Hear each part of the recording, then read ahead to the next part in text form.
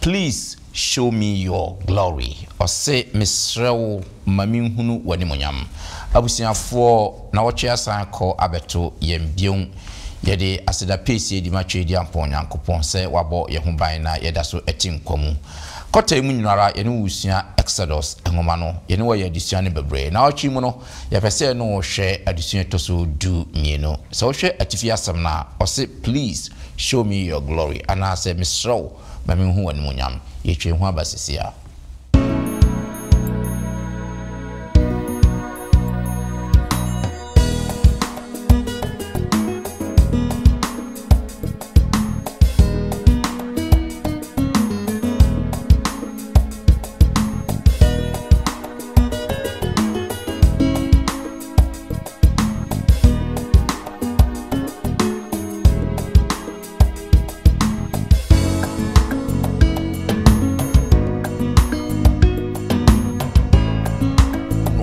Moses and I. Moses has our opportunity on the Sabon Pie.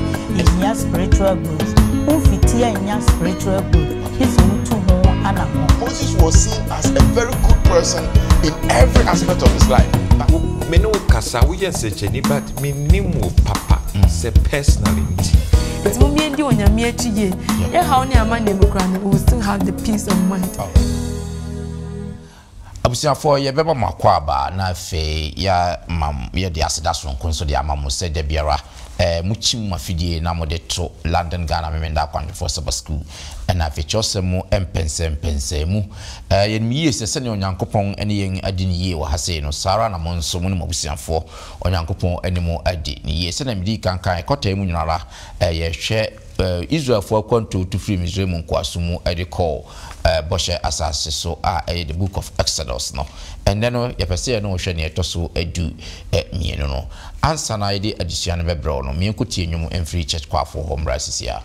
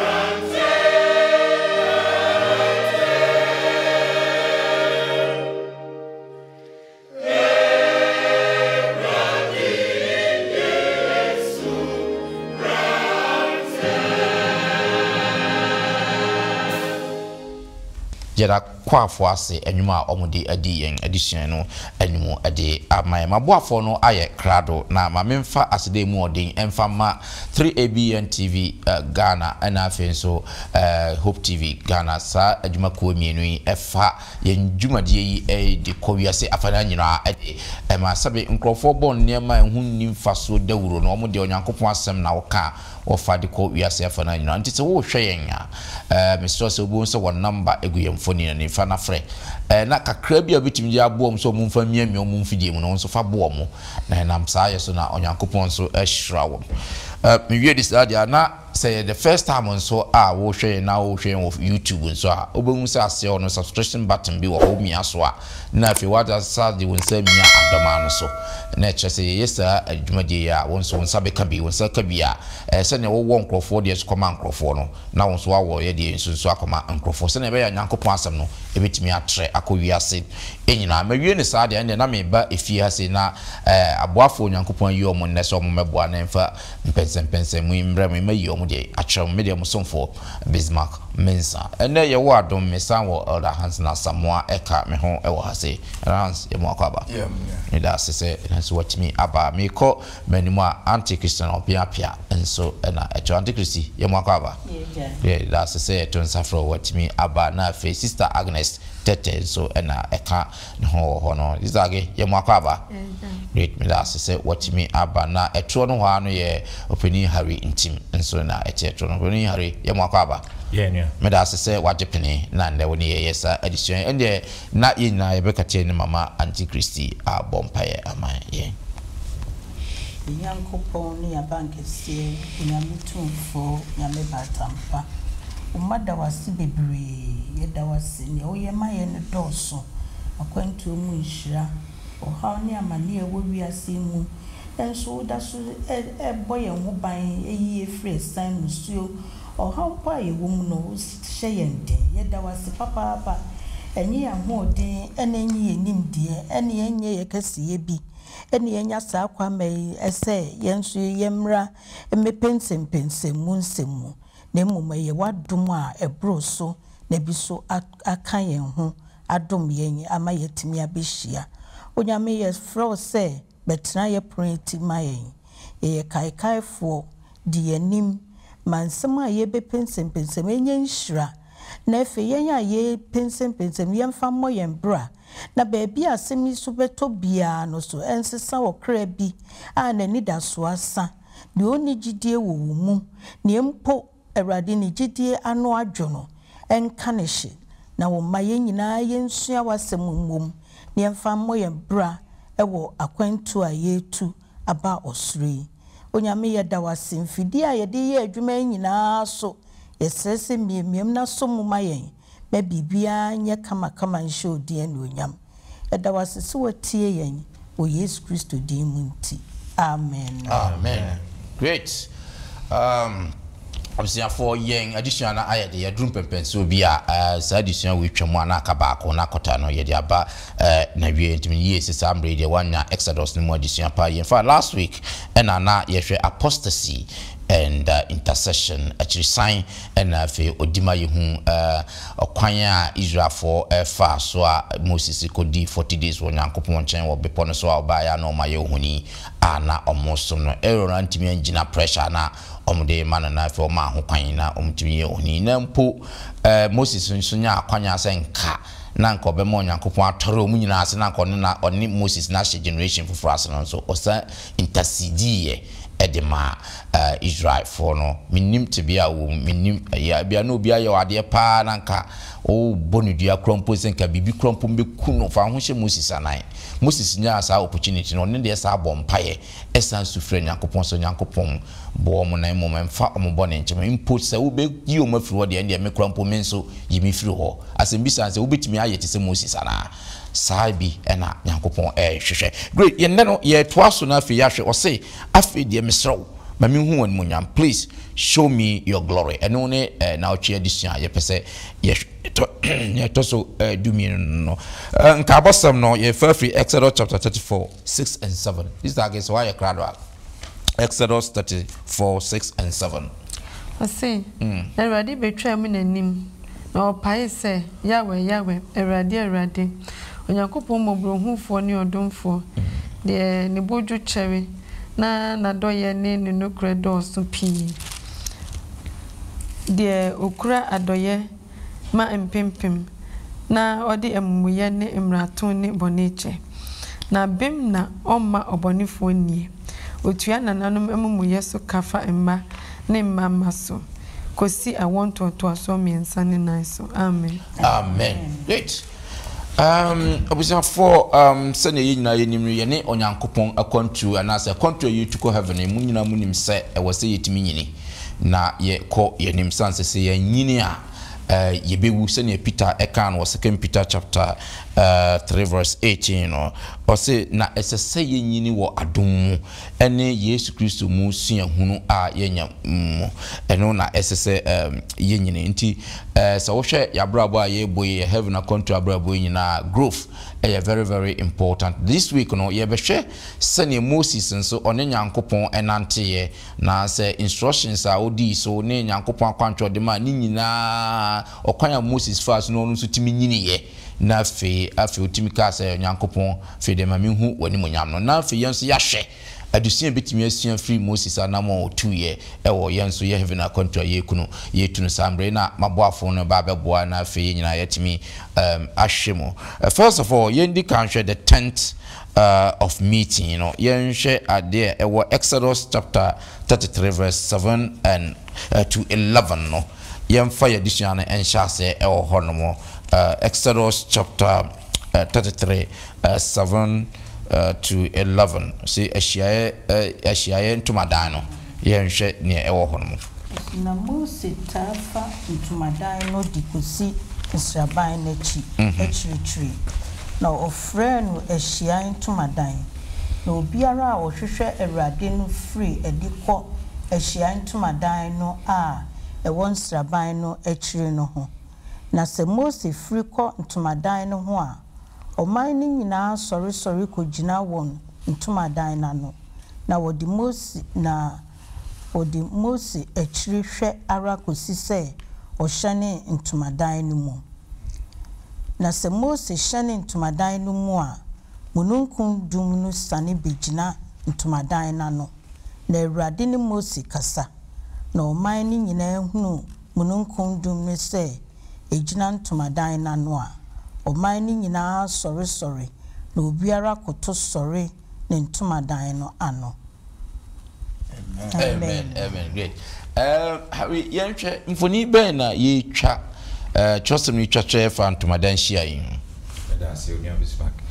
Yehwe title na the 10th of meeting na. Adisiano eka 10th na asen ka bi but the akani na twia jinsu Nyankopon ene Moses friendship and Yonkofa any ni growth said you see enyi ewo nyame mu ehon adisuani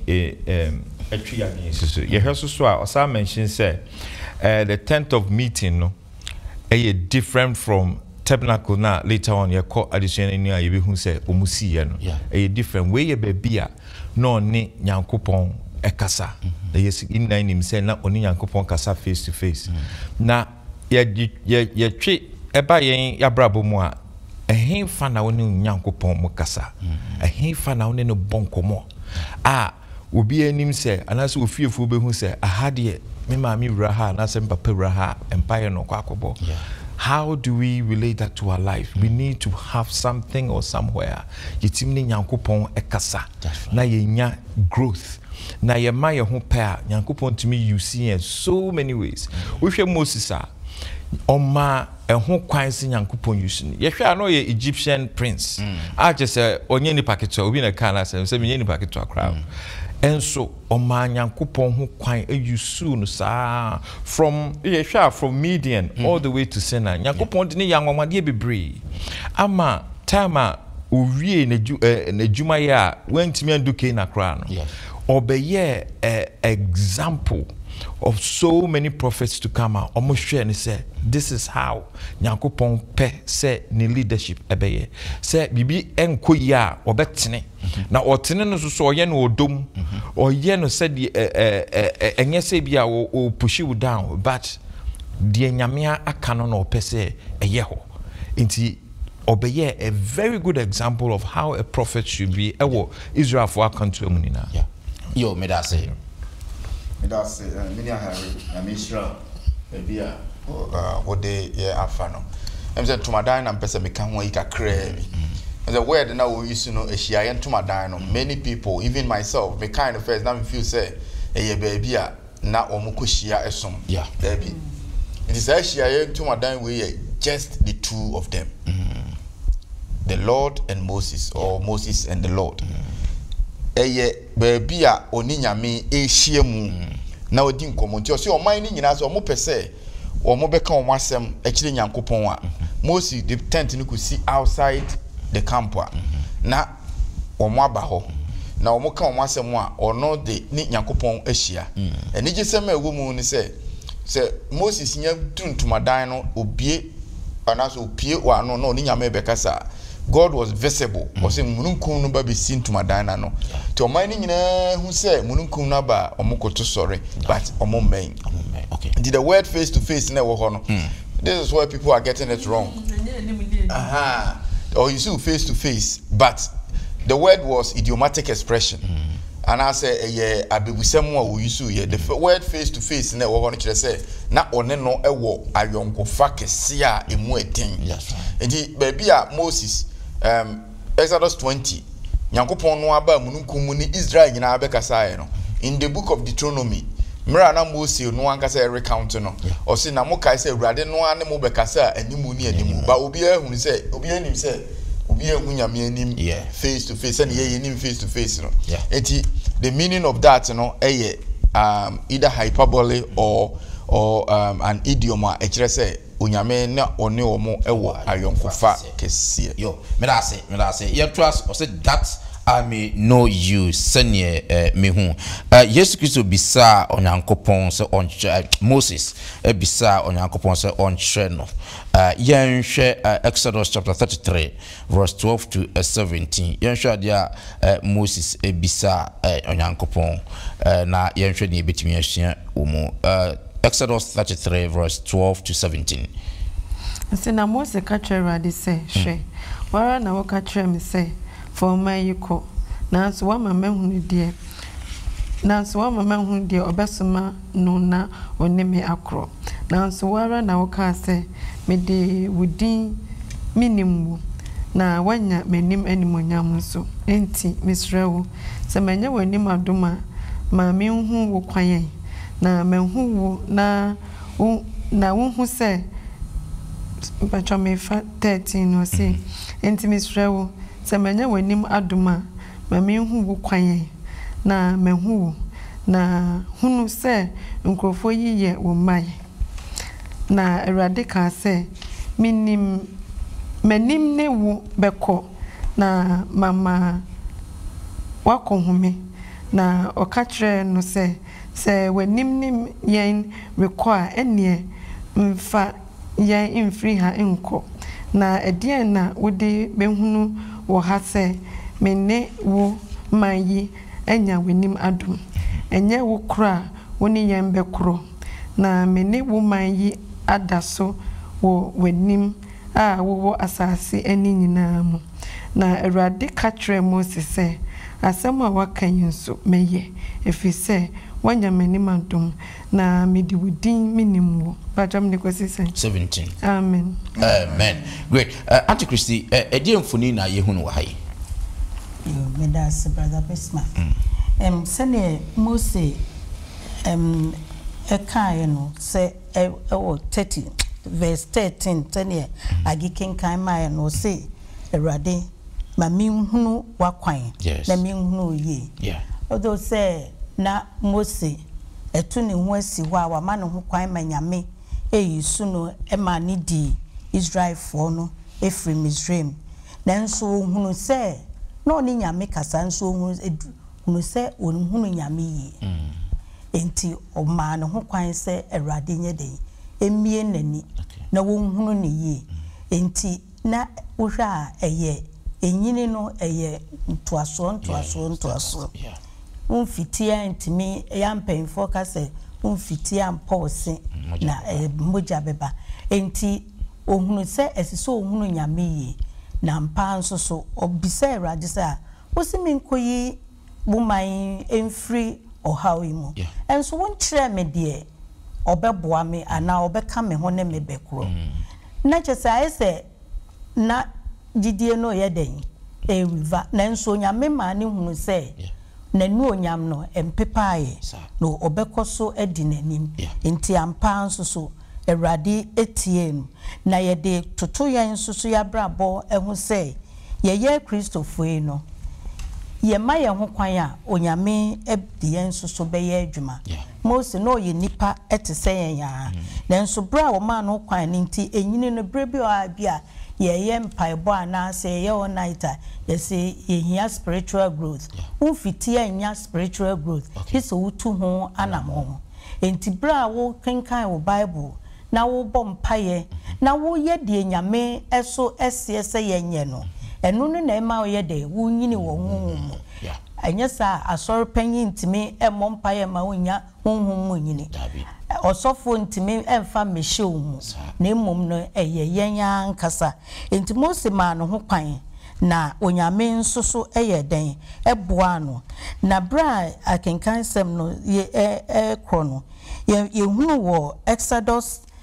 19:3 no o say Mose fro bepo no no ofo ye no nso so no o kan 19:20 so ko tena bepo no esro enti na chese a gradual process na odi hunu onyame tumi ene ne kese na osimununkum ba be kata na e ma ne hunu ne osan wura esumutum me hu se Nyankopɔn honhom no waye de eye adwuma ti yen so so ye ma ye ho kwan a ye be hu nyame tumi ye be hu na danse a nipa hunu de nipa te ne ohaw de obi eto obi obekwa akotonsum no se wunim nyame na wotene nka yi a wonso so no obeyi wafiri sa amane ya me da se Auntie Christy wa ya de pa se ma nyame shira pa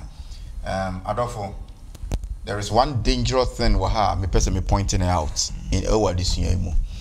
all throughout onyankopon efiri da omutu free Egypt ewo kwamu afahye no o se na nanim onyam edi omanim mununkum no eka omo ho ojafadum no ka omo ho ana ganya sa God's presence and himself no eka omo ho in fact o se na say e move a na omo move the 3 times na omo stop it wo kwan so omo do say na ni nyina na ye nyame ho tumi no stop here no so omo stop it o move a no mo move o mudru sen na no se mo ntwen ha for 1 year e ba ne sen na se say die Moses ko bisa ne se hwan na de me bekoyi it is something should prompt us e bibi na ko fa bibi bae di o say ne last week yesu ya ne sika na ntwie ba na chire no o man ni nyina ye se e ka se ni nyina enye se in totality but in majority enti o man dodo no aka say ye mpenyame a odi yanim ni biem e say the Egypt yaboson ni bi sika na mtwe bai ono ni munyame na odi moni ono na de ekoyi ye free Egypt ono na de ye kono onyame abufuo no na nka o se wo sei wo mukra na o se wanya ansei wo mu na mmomu no onyame no aka ye se oman yi mesan di omonim se na medi omo achi in their midst ya mesei wo mu I can't tolerate them say omo ye mistake esan ko ye ade no omo ye ni biemu a this time I will not even listen to Moses mesei wo mu it say pamuno kwareno ne meye ne say I'm not going with you to ka kire Moses say menemo nko no na Moses be ka kire wo man ne say he say de Nyankopon say onye den oni ye nko biem then they did something o say hwa na Moses ka kire wo say he say ndie na ye beye ansa kura meko nyame anim ne na kwokasa no munye bibi masum nka ornaments chain ne egumu nan ne masum ne moko sunya free Egypt ya modern nam no asumka ne mo yama Aaron no de mo yi ni aka na masan de gugu mu hu nyina munyi nyina remove them na fe mi hu ne meyo ti o se ade kyen ye no na Moses eka kire wo man ne se me san akosuru ho biem na makosire nyame biem eti se de okọ no Moses kosire se hwan na wo ne yen beko wo se wo nkọ a eno na ye kenkan is time kenkan de se Yankopon se ewo mu se me se se me personally me ne mo kọ de me ne mo kọ amu nyina mo ase be hye but memma manim my presence me se asoma me bofo aye den adi mo anim eti ho na asem ni nyina kofa ba nti adofo no se du ba bi na ye cherish boni bi na nyame ka abosonsom asem yi na se yesi ye ntie ne ye de ye ho beto ye ho so ye fe ye ho nto obo ade nyame ne so a he removes himself from us na a dangerous senke Yankopon wan no mo mokora nka se me presence ebedi monu amobofo edi monu ma nka Israel for no mo fine sa na du ba bia na ye tikeke de bebra ye woni nyina na ye because we have made God withdrawn from us because ontimi ene sa ye bone no entena ti no obo ye nkokoda bia say do what I want so that I can live with you forever senia Israel for no but ornament ne de no translation ne say or see the Israelites person be kind sa verse no kakra no or say the Israelites no time o can say omo enko no or say therefore the people of Israel stripped themselves of their ornaments from Mount Horeb onwards. It just say permanently no. Yes. Yeah. Enti yansha nenso ye ka somade sem a na nya na ye de ko heaven. Bible or say munyi yikura ansam ni nyame akokasa. Ti no ma bi wo ho a God doesn't want us to be part of us. Exactly. Timoma ye na yameji hu achi ye pay life for abonti. Exactly because social crime person can no mun chese sa na man ka de no kom de be yo huni no. Exactly. So it's not about say and they may call heaven and they may is okay well that is a different subject altogether and the person will go into that subject but then we know at least a background of something that people want to know more right yeah to also now yeah to say I feel you do so Mr. Show me your glory when you yam mami hunu when you yam yan ko back and Exodus 33 no your candidates you started from 18 to 23 no you should the ohon osi na mu se ka se enie mami hunu wani munyam na osi memma me papa nyina asene wanim na mapai medin yawe awrade wo wanim na medum de medum no na mehunu de mehunu mobo ne mobo na osi untumi hunu manim efise onipa bi hunu manim nyankwa na awrade na awrade se hwe okwan wo menchan ha na gina obotan no so na mani monyam resina mede wo behye obotokro mu na mede mensa makata woso masene ansa na mayu mensa na wahunu mechifem na manim de orimhunu amen well that is Moses' request and this is how God responded and die ni hunu wa mfoni no but that says mfoni no to mfoni ba kono so that it na ye kwa picture na no mo ne saman ba no a ko so uze ba kono wo ho na we ni to so bebre na we yi de no na o hwe Moses misa ansem mi no yes ne ma a chirechire mu no ma Kristi chirechire mu no ye say hwan na ne ye beko ana hwan na ne ye beko e na o chire say mema me presence but Moses wasn't satisfied with that. A woman said the Nietzsche is saying Yankopon in the presence beko. And near the next request from verse 18 and near mami hunu wani munyam. Show me your glory. Question. It Moses all throughout Moses ekodi Midian in the 40 years no. A hona Yankopon man create the book of Job first. The second man create the whole book of Genesis.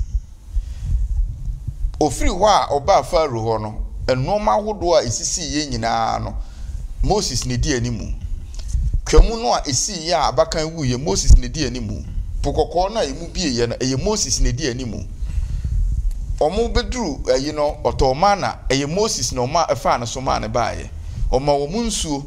oma wo mo noma bebre afi mransem du a eye onyame ono an character no in a very splendid way oba mununkumu be kasaye na Moses wo ho oteye Osan frɛ Moses could do 40 days and 40 nights. And also Moses ehunu ye. Moses si ba ye no osan ko bi 40 days and 40 nights. And also Moses ehunu ni obeye. Afei na Moses be bisa nse kire me woni monyam. Does it mean say na Nyankopon wo ye ni nyina no na ni monyam nim. Ani monyam ben ho asem e na wo ken. If it is the splendor and the majesty and the power of God, or Moses said, nobody on earth apart from Jesus Christ, and in action, Moses. But I failed here, which means say, request Moses say, and yet any munyamwa a war miracle because we who all of it, and yet any munyamwa a woman kumwa. A splendor, a same way Moses said, more than that. And yet, Munyama wa prana mua, ye kasa, eba, tisa prana, Moses were nina 2 times and a wedding 40 days, 40 nights. E will be poneso. Ten Munyama walk you see, Yankopon yin a dino, or yin a no, Yankopon the children the right word. Moses is your children when Munyam, but then Yankopon children say, what Munyam in a different light, but I will show you my goodness. It is onyame goodness, onyame papayo, onyame adoye, and in any munyam. Okay. It is a penyame ni munyamwa. It is not the miracle now born payame nyame yama wono enkwa. It's not the miracle senka uko nya accident ni nyame ye no. And I say usun daye na ohunu se obi tie konwa bi mu na ne ho dazzling. Na o kasa wa plan na mu. Eno eka ho. But the main animunyam of God no the next step ni ebesuano eye onyame senia wotie and when we get there we know but near me sign ede atwaso ha ne say Moses at this time senia ma kan no he was growing na answer na obi betumi akogina obo ade nyame anim aka say ene na yi questions to say adamfo say ne ye ka no na e kire say wo 10th of meeting. That's right. E just say uni onyame ewo good that intimate relationship no na uni onyame ewo ayonkofa bi say bitimi bisa no makoma so ade bia very very simple. Now say ocean nso a throughout the Bible but omo ni nyame wo a lot of good relationship pa no omo mompa ye nje everywhere in the scripture. Elijah eko nyane asem tiawa erade hye ohwan ni munyam. Elisha eye bi no ose hye ohwan ni munyam. Yesu Kristo onyane Lazarus no emyam pa tintin bia o erade se na ebe ya wani munyam beda adinti Lazarus come forth. But bra omobom pa ye tintin eye mra omode ani munyam hye ene ni di nkomo about life. Say erade wo ye me den me no wotena chire me way how me mfa he na mako eti Moses eka se chire me wani munyam no na ode ma yen so say most of us me di ho for pa some make me di ho for we will be caught up in the work of the church. Ye betimi aye asompanyin ye betimi aye church clerk ye betimi aye software ye betimi aye sub school ho adwuma superintendent ye betimi akaseda bia ye be record sub school ama nipa atie but na personal relationship a ye ni onyame enya se on kire yen nanimunyam in person no na yenyo. But Moses was seen as a very good person in every aspect of his life but na bibi lucky e ho no woko bi se nyame say afei de now I want to know you. I want to see your glory. Na sa glory no so and je sem say onyame for the man. All right. Okay. Me da say Opini Hansen cheche mu ni baba mu awode ama yento aso na fe yenhwe onyankopon ankasa ho yie no se ne esi ekoye Exodus chapter 34 me pese antichristi be come from 1 to 4 no was huria kan 6 to 8 no 34 1 to 4 say na erade ka kire Moses say sne abopono mienu se kane die no na mentre kane apno a oboboy no so nsem no woso na says na siesie wo hu sie anopa na frobra sina beposo anopa na gina ho twen me bepo no atifi ma obiara nka wo ho mfro mma na mma wo na ma wonhunu obiara nso bepo no so bebiara na ma nwan ana nantwie mmedidi bepo no ho na Moses ne abopono mienu se kanedie no na otua ehmafro kosi na bepo no so se ne Awurade hye no na ofa abopono mienu no kura ne nsem. Amen. Amen. Now we na kan 6 to 8 no. 6 osena Awurade betwa mu nanim na opai se Yahweh Awurade Yankopɔn mubrohunfo ni odomfo de na bojo cherry na nadoye ne nokre dɔɔso pii de okura adoye ma mpempem na ɔde amumuye ne mraton ne boneche na bem na ɔma ɔbɔnefuo nie otua nananum amumuye so ka fa mma ne mma so kosi awonto atoaso miensa ne enan so. Amen. Amen. So the 8 ne kan ho a 8 osi na Mose ye ntem koto fam sorry. Sorry. Okay, and worshipped. Yeah, all right. Okay. Me da say yeah fa ntwere ho nom na me call sister Ageso. Ye nhwe mfoni a etwa Exodus 34 no etwa kire ye wa ha say na DM picture na opese enya no ha. Enti ye defin the glory ni so a nse na oyi glory ni trend na say pa na pa trend. Enti say na kenkan ne call ye no ni bufu se o maye ohoni na oto amransam to twene no nyame ka se on sanfa abo ni mienu sambra a ono akwakoye na on fambra na on tro ensem no enguso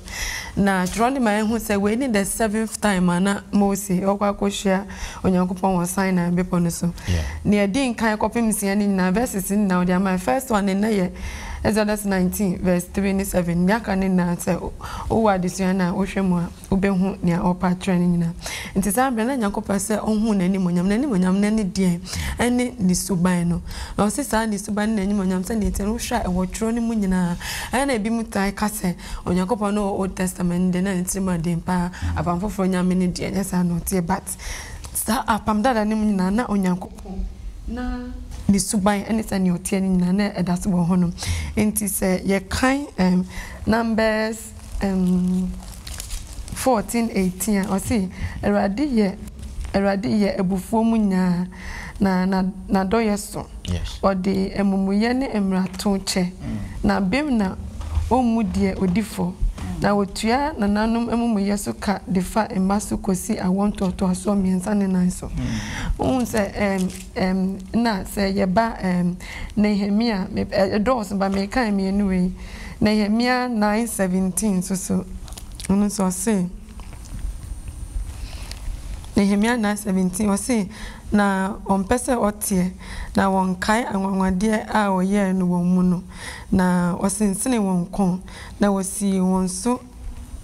pani se oresane akomisdwe mun won aya diemu won atuatie mu na one fache nyankopon odomfo ne mobrohufo oye ebufo mu nya na nadoye doso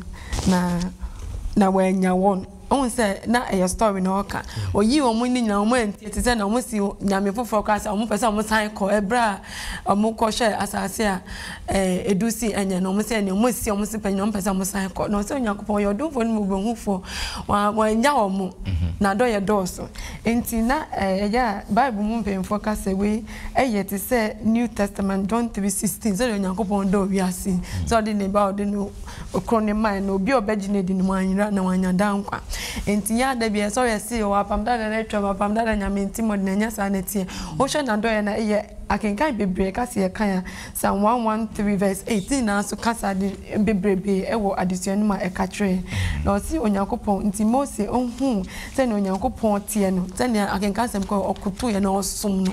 enti enemi no mienu so se hu onyankopon ni trait ni bebrebe ye odo emumuye compassion goodness no kredie fache kunkun ye ni sa na mani nyina na afede we are drawn to him na ye do no na ye som no enti o kasa se wo do me adi mashede so nti se yede anu we pai mu se onyankopon ye do ne dia na ne mransa ma odi amaya 10 commandments na ebo ne tofa no ese minu mi ne etimi dusu in relation to ne waya amaya odo aye woman nti odo mi adi mashede so no se me do ma Christian me nya de be ha no efise na makomanda ne so nti ye Christopher a ye hu se onyankopon ye be don ne be di na hyede so na sie ye ko ka say Israelfo no so mutie na mbe ye oman hro nko akofo be ka se na oman be ni no munyame ni no mu bibia so ye pepepe enti mu bi ndi onyame achi ye ye how ne amane me kra ne we will still have the peace of mind onyankopon so ye be di ye na ne kra no odi be ko heaven amen amen okay right remember hands so but my main call opini Harry so na ye nhwe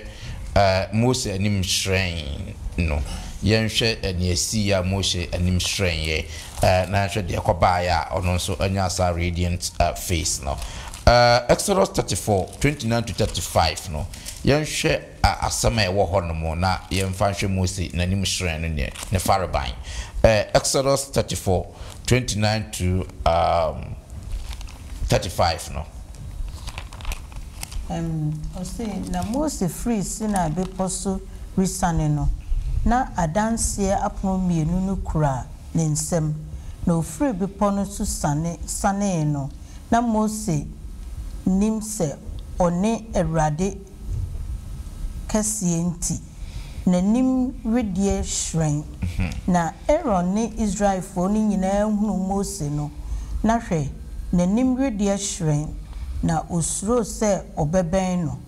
na Mose frɛ won na Aaron ne asafunum mpanyimfo ni nyina sane ba ne nkyɛn na Mose ne won kasae na enu akiri ne Israelfo ni nyina twibai na ɔhyɛ won de Awurade ka kyerɛ no sina bepɔ no so no nyina na Mose ne won wie kasa no ɔde nkantamnimu kata n'anim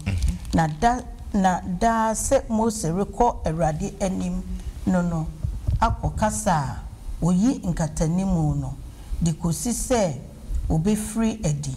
na ofiri adi a obɛka de wahyɛ no kyerɛ Israelfo no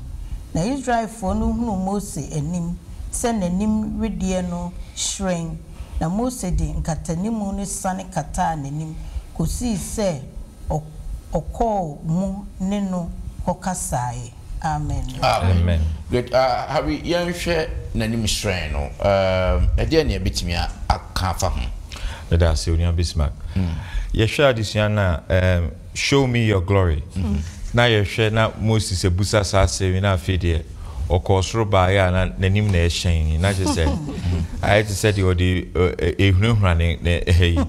ne nkrofo na afede oba no kata nanim yes but adesua ma yehu se any now a part of the growth of Moses. Okay. So yehwe bibi a ofri a wodi be do this stage and I just say oni nyankopon na just say show me your glory no person o ka say me no kasa we yen secheni but me nimu papa say personally nti eno na na o requesting that's right na me gidi say no o requesting na yehwe adesua na ma yehu say or show the glory which is the goodness the kindness no emane eti unyamiase ema oti na se no emano trust no more open up more to nyame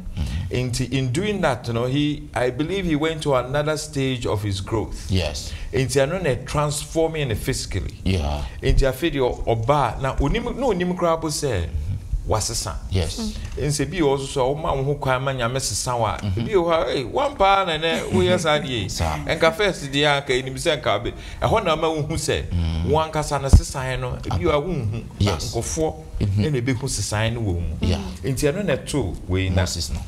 additionally to compare Jesus Christ no wa has ye hear Paul say yesterday bit ma kan ma Romans 6:4 and 5 osin enti wonam owuomu asubo so asie ne no se de onam agya no animonyam so nyane Kristo free ewufo mu no saaro na yenso yenante nkwa foforo mu verse 4 na se yene no ayɛ baako wɔ wom na sɛ yɛne no ayɛ baako wɔ wom no sɛ yɛne no bɛyɛ baako wɔ wusɔre mu ne no amen amen so sɛ adeɛ ne kyerɛ sɛ yɛ ma yɛ ho kwan sɛ Nyankopɔn take over ye o ma ye old character ni vu no ma ya sorry e wo newness when ya nante e wo a new character and a new person. That's right. Nti no and additional chain e dey to see Abraham who said this is what we should ask for. Yo me that say why are there power up in a hurry? Yes. Additional in fact ama maniaje yama maniaje kese ne say Onyankopɔn no matter what the situation say you kon anim with sincerity say you pese ye hunu awrade ye ne hunu ye a obeyi ne ho adi a kire ye. You see my yen contrast bibi o ha Moses koje first 10 commandments na bae no sa abo no kora nyame na nkasa kora ne pai sa abo no yenim ade kora de pai ye ono ane bo ade enti no se ne oye ebo no bi ono ane pai ye. But Moses ba the first time no kita 10 commandments na oman no esom sika na ntwie ba no na nanim ahire ya na David it was the same 40 days 40 nights mununkum kro no amu enokoye. It was the same 10 commandments na nekuta no but obaye no because of the circumstances nti abufu a na ahye Moses munti nanim ahire. Okay. But another 40 days 40 nights the same 10 commandments 2 tablets and some krona na yakere wo so. But this time the obaye no na nanim ahire. What was the difference? The difference is not the 10 commandments and Nikutano. The difference is not the 40 days and 40 nights. The difference is not the mununkumo okumu. The difference is not people are free. The difference was the proper encounter with God. Because this time no oko se we bie na kuma mu se Ewurade me pese me hunu yie. And Ewurade no ankasa nti going back step back up na ye free so no. Ohun se onyame yo odo se Alese Champon, yenu Alese Champon, doctor, oto nyumbia ayemede. Ozi se obue wani amowo hunu dachi emunsemu a anka ne yabo nyame sobu akoduro bia no ibejai na ya aseda. Obi so nyuma okan ne se nka nyame ibie yeni ama ye hunu otamfo no nyuma emse ono ane san kae. Ose se nka na dwedasuo mu se mebie wani amowo hunu enuoma ne okon a mekoma wa na dwedasuo mu a nka wo sori a nka wo be ya aseda nko a. You see, Onyankopon ne ompese Moses behunu nia obehunu awuo ama na koma atuo no. Osi nyame no ase mede mensa ba ko beden ebe kata wani.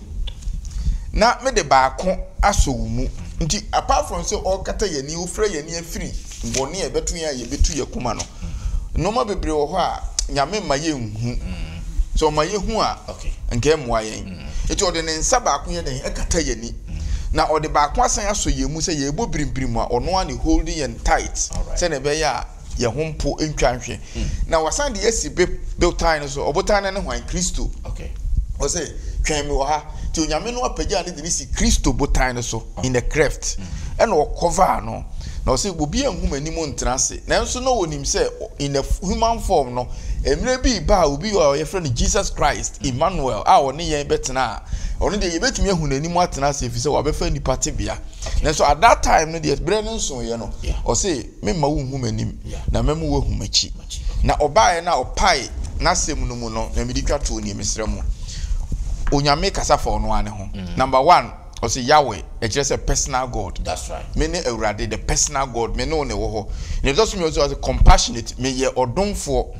o say he suffers with us or ne yen na ye den ehuna mane onyame no all pie the goodness no mu aka no I feel also he is gracious or me ye gracious or say he gives us what